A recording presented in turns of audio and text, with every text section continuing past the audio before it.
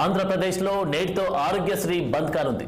ఆరోగ్యశ్రీ వైద్య సేవలు అందించే ప్రైవేటు నెట్వర్క్ ఆసుపత్రుల్లో ఇవాల్టి నుంచి ఆరోగ్యశ్రీ సేవలు నిలిచిపోనున్నాయి.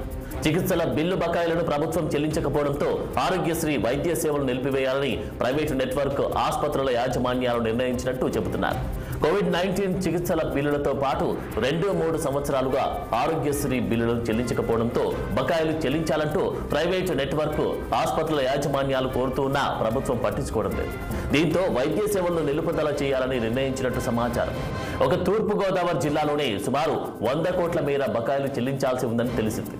జిల్లాలో ప్రభుత్వ ప్రైవేటు ఆరోగ్యశ్రీ నెట్వర్క్ ఆసుపత్రులు 93 ఉన్నాయి. వీటిలో 36 ఆసుపత్రులు ప్రైవేటు నెట్వర్క్ ఆసుపత్రులుగా కొనసాగుతున్నాయి.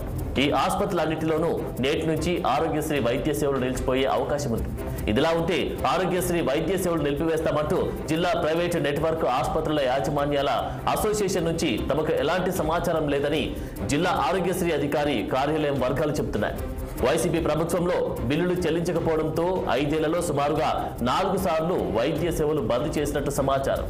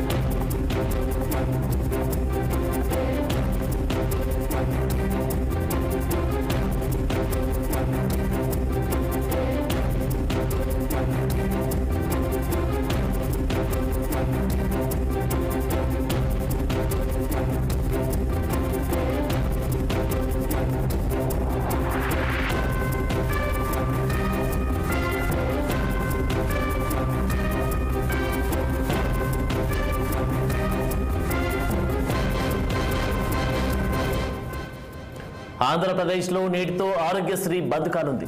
ఆరోగ్యశ్రీ వైద్య సేవలు అందించే ప్రైవేటు నెట్వర్క్ ఆసుపత్రుల్లో ఇవాల్టి నుంచి ఆరోగ్యశ్రీ వైద్య సేవలు నిలిచిపోనున్నాయి.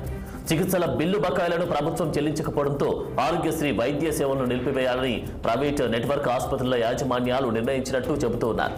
కోవిడ్-19 చికిత్సల బిల్లులతో పాటు 2-3 సంవత్సరాలుగా ఆరోగ్యశ్రీ బిల్లులు చెల్లించకపోవడంతో బకాయిలు చెల్లించాలంటూ ప్రైవేటు నెట్వర్క్ ఆసుపత్రుల యాజమాన్యాలు కోరుతూ ఉన్నా ప్రభుత్వం పట్టించుకోవడం లేదు. దీంతో వైద్య సేవలను నిలుపుదల చేయాలని నిర్ణయించినట్టు సమాచారం.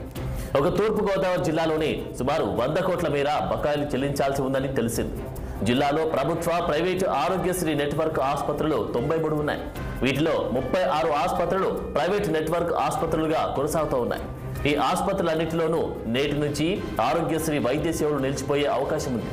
ఇదిలా ఉంటే ఆరోగ్యశ్రీ వైద్య సేవలు నిలిపివేస్తామంటూ జిల్లా ప్రైవేటు నెట్వర్క్ ఆసుపత్రుల యాజమాన్యాల అసోసియేషన్ నుంచి తమకు ఎలాంటి సమాచారం రాలేదని జిల్లా ఆరోగ్యశ్రీ అధికారి కార్యాలయం వర్గాలు చెబుతున్నాయి.